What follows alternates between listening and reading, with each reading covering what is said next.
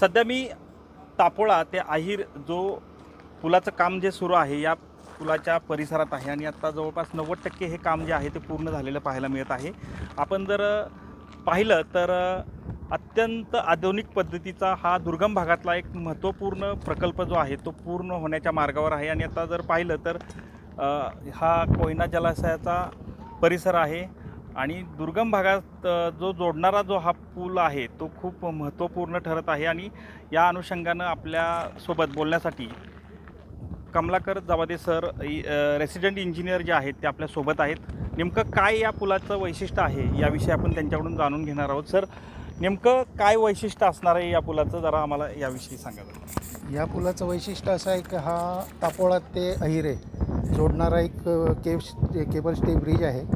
Actual म्हणजे महाबळेश्वरवरून इकडे जाताना दुर्गम भाग आहे, खूप खेडे आहे. खेड्यातल्या लोकांना जाण्यासाठी पर्यायी मार्ग नव्हता. जेव्हा पाणी असताना पाणी कमी झाल्यावर तर हा ब्रिज झाल्यानंतर जे लोकांना यायला दवाखान्याचं मेडिकल प्रॉब्लेम आहेत हे सगळं यांचं सॉल्व्ह होतील आणि कोकणात जायसाठी हा एक शॉर्टकट म्हणून रस्ता राहील. नक्कीच. खरं तर खूप जवळपास 500-550 मीटर लांबीचा हा पूल आहे. पण काय चॅलेंज, आता किती वर्षापासून हे काम सुरू होतं आणि काय नेमकं ह्या पुलाच्या बाबतीत चॅलेंज राहिलं तुम्हाला? ॲक्च्युअल हा ब्रिज आहे 540 मीटरचा टोटल आणि केबल स्टे पोर्शन आहे 480 मीटरचा.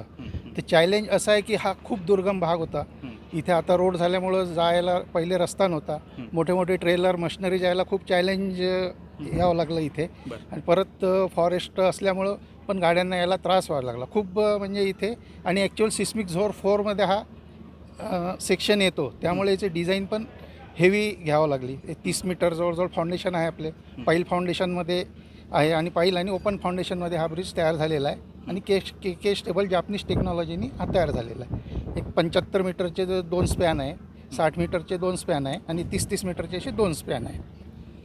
वेगळं पण आता ह्या पुलाच्या बाबतीत सांगायचं झालं तर पर्यटक जे आहेत ते बऱ्यापैकी ह्या भागात आपले उपमुख्यमंत्री एकनाथ शिंदे यांच्या माध्यमातून जो काही नवीन महाबळेश्वरचा प्रोजेक्ट उभा केला जातो आहे त्यामुळे यायला लागलेले आहेत. या पुलाचं त्यामुळं काय एक वेगळं महत्त्व असणार? एक म्हणजे पर्यटनासाठी खूप वेगळं महत्त्व आहे की पायलॉन 2 म्हणजे पियर 2वर एक इथनं 40 मीटरवर हे जे दिसतं आहे गॅलरी आहे, विविंग गॅलरी आहे. याला कॅप्सूल लिफ्ट आहे दोन्ही बाजूला. तर याची कॅपॅसिटी 150 लोकांची आहे. वरून सनसेट आणि सनराईज हे 2 इथून बघता येईल आपल्याला. आणि पर्यटनासाठी म्हणजे पूर्ण इथलं जो हिल एरिया आहे वगैरे, हाईट 45 मीटर हाईटवरून जो व्ह्यू दिसेल तो पर्यटकांसाठी खूप चांगला राहील. आणि एक नवीन असं घ्यायचं आहे की याला फसाड लाईटिंग म्हणून घ्यायचं आहे. एक लाईटिंग शो म्हणून आपल्याला इथे करता येईल ब्रिजला. तो नंतरचा प्रोजेक्ट आहे. आणि जूनपर्यंत हा ब्रिज गॅलरीचं काम कंप्लीट होईल आणि दिवाळीपर्यंत हा ब्रिज आपण पर्यटकांसाठी सुरू करू. नक्कीच. खरं तर एक महत्त्वपूर्ण प्रोजेक्ट म्हणावा लागेल. उपमुख्यमंत्री एकनाथ शिंदे यांच्या माध्यमातून हा पूर्णत्वाकडे चाललेला आहे आणि जवळपास आता ह्या दिवाळीपर्यंत या पुलाचं पूर्ण काम होऊन हा पर्यटकांसाठी खुला केला जाणार आहे. यामुळं पश्चिम महाराष्ट्र ते कोकण असा हा प्रवास जो आहे तो यामुळं सुखकर होणार आहे. कॅमेरामन सुशांतसह संतोष नरोडे, TV9 मराठी, कांदाटी खोरे, सातारा.